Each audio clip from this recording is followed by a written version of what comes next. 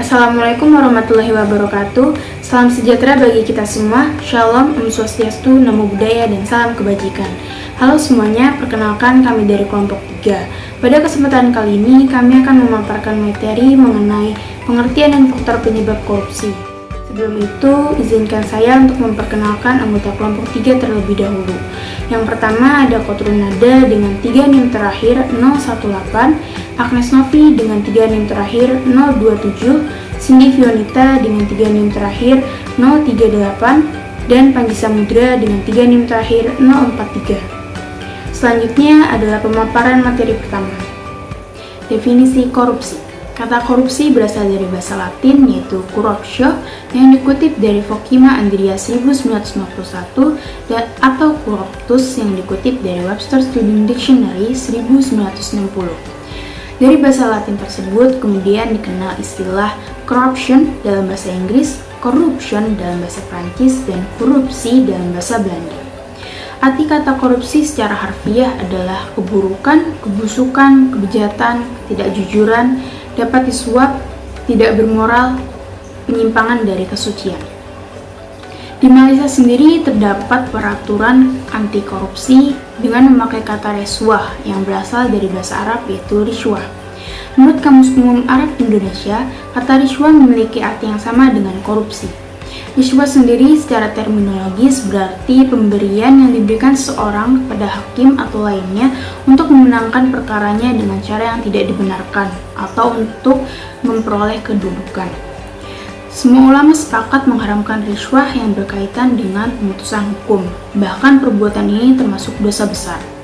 Korupsi adalah sesuatu yang busuk, jahat, dan merusak. Berdasarkan kenyataan tersebut, perbuatan korupsi menyangkut sesuatu yang bersifat amoral, sifat dan keadaan yang busuk, menyangkut jabatan instansi atau aparatur pemerintah, penyelewengan kekuasaan dalam jabatan karena pemberian, menyangkut faktor ekonomi dan politik, serta penempatan keluarga atau golongan ke dalam kedinasan di bawah kekuasaan jabatan. Selain itu, menurut Subekti dan Jito Sudibyo, dalam Kamus Hukum, yang dimaksud korupsi adalah perbuatan curang dan tindak pidana yang merugikan keuangan negara. Selain itu, menurut Muhammad Ali 1998, orang yang melakukan korupsi disebut dengan koruptor. Selanjutnya kami akan membahas tentang bentuk-bentuk korupsi. Bentuk korupsi yang pertama ada korupsi suap menyuap. Korupsi suap menyuap itu merupakan tindakan pemberian uang atau menerima uang sebagai hadiah yang dilakukan oleh pejabat maupun pemerintah untuk melakukan atau tidak melakukannya sesuatu yang bertentangan dengan kewajibannya sebagaimana perbedaan hukum material dan formil. Contohnya itu seperti seorang pejabat negara yang mempunyai posisi jabatan yang tinggi, kemudian ia memberikan suap menyuap kepada hakim, pengacara maupun advokat. Lalu bentuk korupsi yang kedua itu ada korupsi penggelapan jabatan. Korupsi penggelapan jabatan itu merupakan suatu perbuatan yang melawan hukum sebagai bentuk penyalahgunaan jabatan yang bertujuan untuk menguntungkan diri sendiri dan merugikan bagi orang lain. Contohnya itu seperti pegawai negeri yang menyalahgunakan uang atau membiarkan penyalahgunaan tersebut yang ditugaskan untuk menjalankan suatu jabatan umum terus-menerus atau untuk sementara. Lalu bentuk korupsi yang ketiga itu ada korupsi tindakan pemerasan. Korupsi tindakan pemerasan itu korupsi yang dilakukan oleh pegawai negeri yang bertujuan untuk menguntungkan diri sendiri atau orang lain dengan cara melawan hukum dengan menyalahgunakan kekuasaannya dengan memaksa seseorang memberikan sesuatu, membayar atau menerima pembayaran dengan potongan atau juga untuk mengerjakan sesuatu bagi dirinya sendiri. Lalu bentuk korupsi yang keempat itu ada korupsi gratifikasi. Korupsi ini tuh merupakan tindakan pemberian hadiah yang diterima oleh pegawai negeri atau penyalahguna negara dan tidak dilaporkan kepada KPK dalam jangka waktu 30 hari sejak diterimanya gratifikasi. Gratifikasi itu dapat berupa uang, barang, diskon, pinjaman tanpa bunga, lalu tiket pesawat, tiket liburan, biaya pengobatan, dan fasilitas-fasilitas lainnya. Lalu bentuk korupsi yang kelima ada korupsi benturan kepentingan pengadaan. Korupsi ini merupakan tindakan yang bertujuan untuk menghadirkan barang atau jasa yang dibutuhkan suatu instansi dan perusahaan. Orang atau badan yang ditunjukkan untuk pengadaan barang ini dipilih setelah melalui proses seleksi yang disebut dengan tender. Pada dasarnya proses tender harus berjalan dengan bersih dan jujur. Instansi atau kontraktor yang rapornya paling bagus dan penawaran biayanya paling kompetitif, maka instansi atau kontraktor itu yang akan ditunjuk dan menjaga. Pihak yang menyeleksi itu tidak boleh ikut sebagai peserta. Apabila ada instansi yang bertindak sebagai penyeleksi sekaligus sebagai peserta, maka itu dapat dikategorikan sebagai korupsi. Selanjutnya ada korupsi perbuatan curang. Korupsi perbuatan curang seringkali dilakukan oleh tentara maupun polisi, lalu pemborong atau pengawas proyek.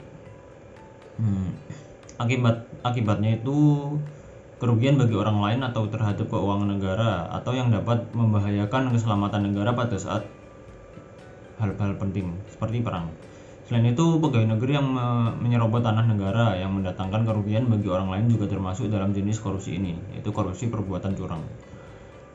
Lalu bentuk korupsi yang terakhir itu ada korupsi keuangan negara.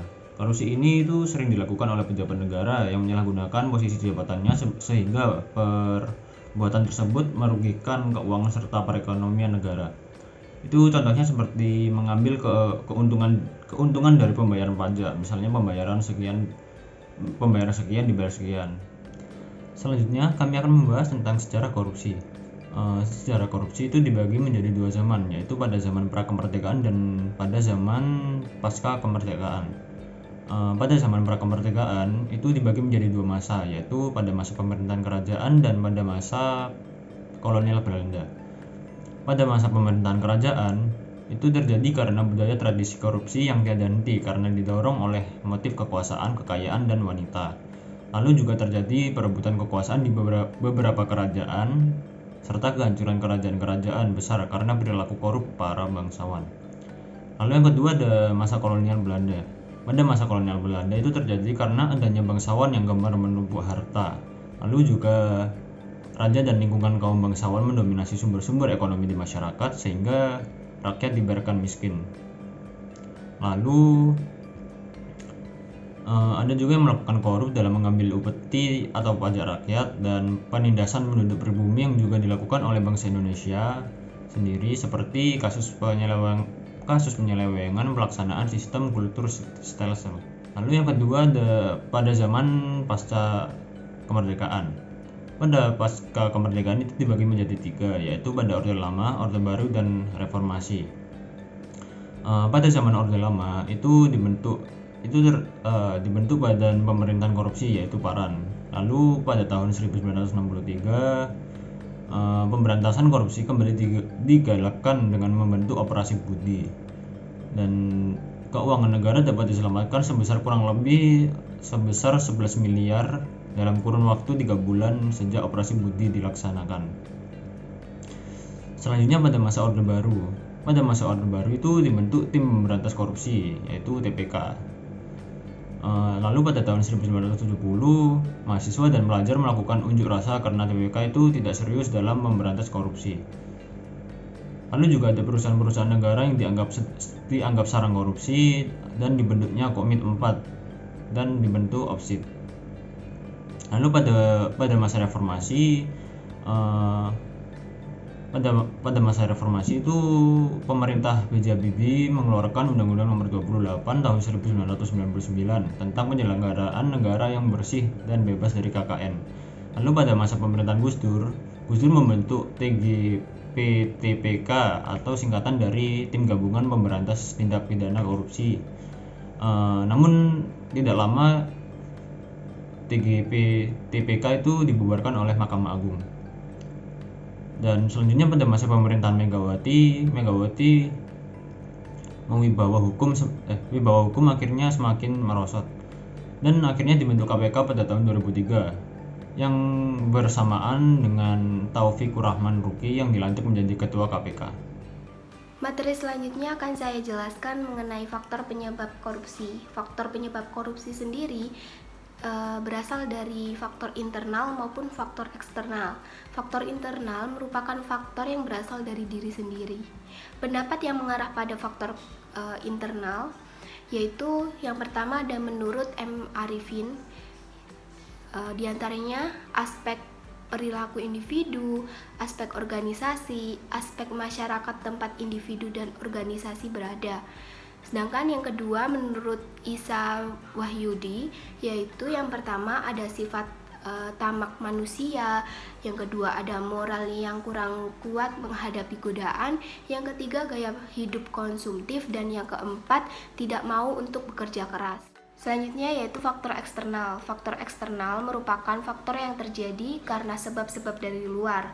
Pendapat yang mengarah pada faktor eksternal menurut Eri Riana Harjapamekas, yang pertama kurangnya keteladanan dan kepemimpinan elit bangsa, yang kedua rendahnya gaji PNS, yang ketiga lemahnya komitmen penegakan hukum, yang keempat rendahnya integritas dan profesionalisme, yang kelima mekanisme pengawasan internal belum mapan, yang keenam kondisi lingkungan kerja, jabatan, dan lingkungan masyarakat, dan yang terakhir lemahnya keimanan, kejujuran, rasa malu, moral, dan etika. Selain menurut Eri Riana Harjapamekas, ada juga menurut Indonesian Corruption Watch atau yang disingkat sebagai ICW.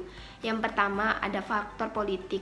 Politik uang atau money politik sebagai use of money and material benefits in the pursuit of political influence. Yang kedua ada faktor hukum. Bisa dilihat dari dua sisi, yaitu dari aspek perundang-undangan maupun berasal dari lemahnya penegakan hukum.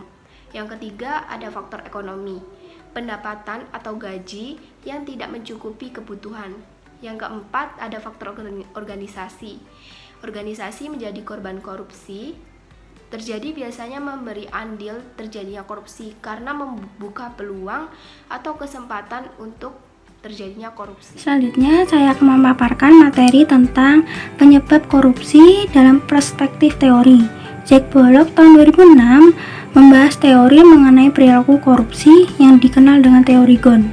Teori Ghosn ini terkait dengan faktor-faktor yang menyebabkan terjadinya kecurangan atau korupsi yang meliputi yang pertama ada greed atau keserakahan, yang dimana berkaitan dengan adanya perilaku serakah yang secara potensial ada di dalam diri setiap orang. Lalu yang kedua ada opportunity atau kesempatan. Hal ini berkaitan dengan keadaan organisasi, instansi, atau masyarakat yang sedemikian rupa sehingga terbuka kesempatan bagi seseorang untuk melakukan kecurangan. Lalu yang ketiga ada needs atau kebutuhan, berkaitan dengan faktor-faktor yang dibutuhkan oleh individu untuk menunjang hidupnya yang layak. Lalu yang keempat ada exposure atau pengungkapan, berkaitan dengan tindakan atau konsekuensi yang dihadapi oleh pelaku kecurangan apabila pelaku ditemukan melakukan kecurangan. Selanjutnya, faktor internal dan eksternal penyebab korupsi. Faktor internal merupakan faktor pendorong korupsi dari dalam diri yang dapat diperinci menjadi dua aspek. Yang pertama, aspek perilaku individu dan aspek sosial. Aspek perilaku individu terdiri dari yang pertama, sifat tamak atau rakus manusia. Unsur penyebab korupsi pada pelaku semacam ini yang datang dari dalam diri sendiri, yaitu sifat rakus dan juga tamak. Seperti yang dikatakan oleh Syabani bahwa korupsi berkaitan dengan kegiatan umum yang merugikan kepentingan umum atau publik atau masyarakat luas untuk keuntungan pribadi atau kelompok tertentu. Kemudian menurut Musyam dalam Kemendikbud tahun 2011 bahwa penyebab seseorang melakukan korupsi adalah karena ketergodaannya akan dunia materi atau kekayaan yang tidak mampu ditahannya ketika dorongan untuk menjadi kaya tidak mampu ditahan, sementara akses ke arah kekayaan bisa diperoleh melalui cara berkorupsi, maka jadilah seseorang akan melakukan korupsi. Yang kedua, moral yang kurang kuat. Seseorang yang moralnya tidak kuat cenderung tergoda untuk melakukan korupsi. Dan moral yang kurang kuat, salah satu penyebabnya adalah lemahnya pembelajaran agama dan juga etika. Menurut Kamus Purwodarminta, etika adalah ilmu pengetahuan tentang aset-aset akhlak, yaitu ilmu yang mengajarkan manusia bagaimana seharusnya hidup sebagai orang yang bermoral. Sedangkan etika adalah ajaran tentang norma tingkah laku yang berlaku dalam suatu lingkungan kehidupan manusia. Seseorang yang menjunjung tinggi etika atau moral dapat menghindarkan perbuatan korupsi walaupun kesempatan itu ada. Akan tetapi, jika moral yang tidak kuat bisa tergoda oleh perbuatan korupsi, apalagi ada kesempatannya. Yang ketiga yaitu gaya hidup yang konsumtif. Perilaku konsumtif bila tidak diimbangi dengan pendapatan yang memadai akan membuka peluang seseorang untuk melakukan berbagai tindakan untuk memenuhi hajatnya. Salah satu kemungkinan tindakan itu adalah dengan korupsi, seperti yang dikatakan oleh Yamama dalam Kemendikbud 2011. Ketika perilaku materialistik dan konsumtif masyarakat serta sistem politik yang masih mendewakan materi, maka memaksa terjadinya permainan uang dan juga korupsi. Kemudian yang keempat, ada kebutuhan hidup yang mendesak. Dalam rentang kehidupan, ada kemungkinan seseorang mengalami situasi terbesar dalam hal ekonomi. Terdesakan itu membuka ruang bagi seseorang untuk mengambil jalan pintas, di antaranya dengan melakukan korupsi. Yang kedua yaitu aspek sosial. Perilaku korupsi dapat terjadi karena dorongan keluarga. Kaum behaviorisme mengatakan bahwa lingkungan keluargalah yang secara kuat memberikan dorongan bagi orang korupsi dan mengalahkan sifat baik seseorang yang sudah menjadi traits pribadinya. Kemudian tentang faktor-faktor eksternal yang menjadi penyebab terjadinya korupsi. Faktor eksternal ini lebih condong terhadap pengaruh luar. Bisa dilihat dari beberapa aspek. Yang pertama, ada aspek sikap masyarakat terhadap korupsi. Maksudnya di sini masyarakat tidak menyadari bahwa ketika korupsi itu dilakukan, maka akan ada korban serta akan ada yang dirugikan. Jadi, mereka tidak sadar siapa saja yang akan dirugikan, siapa saja yang akan menjadi korban. Meskipun sejatinya korupsi ini bisa dicegah dengan cara mereka ikut andil dalam pencegahan korupsi. Sehingga ketika mereka sudah paham, ketika mereka sudah ikut andil dalam pencegahan ini, maka mereka akan sadar bahwa mereka sendirilah yang akan dirugikan, mereka sendirilah yang akan menjadi korban ketika korupsi itu dilakukan. Kemudian ada aspek ekonomi. Aspek ekonomi ini hampir sama dengan perilaku konsumtif pada faktor internal. Bedanya di sini lebih menekankan kepada pendapatan seseorang. Maksud dari pendapatan ini adalah pendapatan yang sedikit, pendapatan yang tidak mencukupi. Jadi mereka yang merasa pendapatannya kurang, mereka berpikir bahwa mereka perlu menambahkan pendapatannya. Namun sayangnya cara mereka salah untuk menambah pendapatannya, karena mereka menggunakan cara korupsi. Jadi dapat disimpulkan bahwa dengan pendapatan yang tidak mencukupi bisa membuka ruang bagi seseorang untuk mengambil jalan pintas, di antaranya dengan melakukan korupsi. Lalu yang ketiga ada aspek politik. Aspek politik terjadi karena kepentingan politik dalam mempertahankan dan meraih kekuasaan.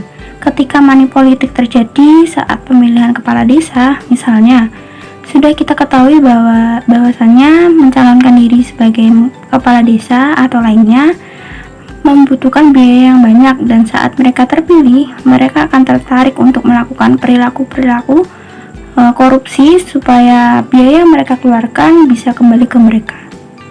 Yang terakhir ada aspek organisasi. Dalam aspek organisasi ini bisa terjadi karena beberapa hal, seperti kurang adanya keteladanan pimpinan, tidak adanya kultur organisasi yang benar, kurang memadainya sistem akuntabilitas, lemahnya pengawasan, dan juga kelemahan sistem pengendalian manajemen.